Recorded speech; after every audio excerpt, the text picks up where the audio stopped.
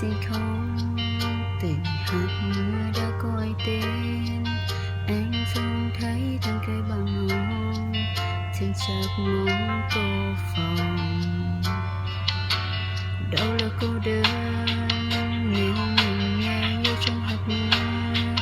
nghe tiếng khóc mưa rơi nghe tiếng mưa cười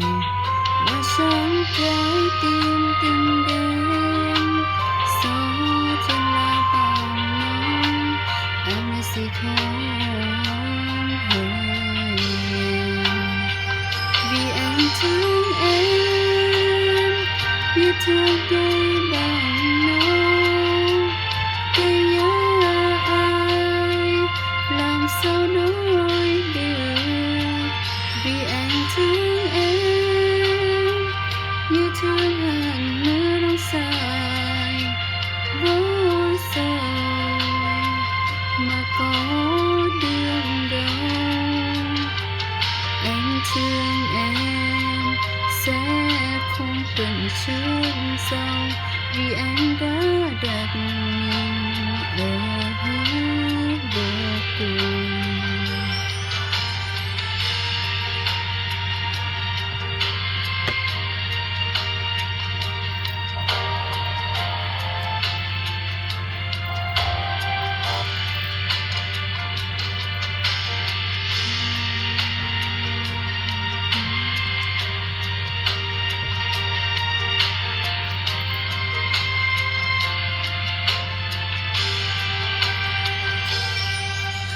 Em như gì không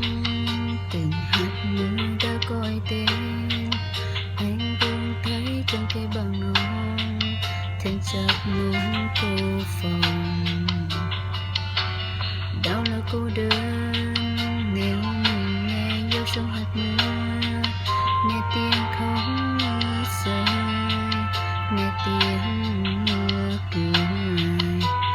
và tiếng trái tim từng đêm gió trên lá vàng non em là gì không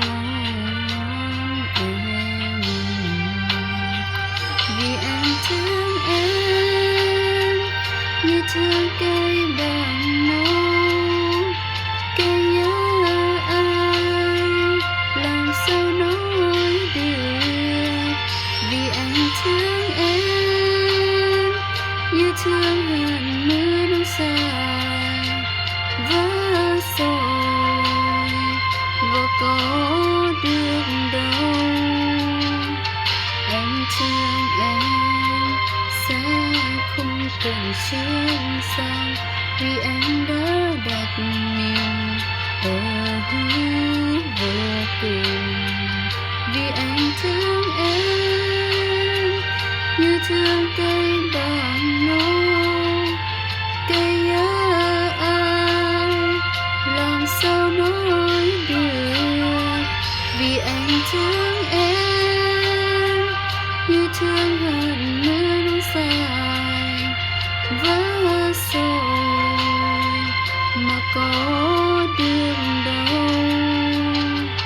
anh thương em sẽ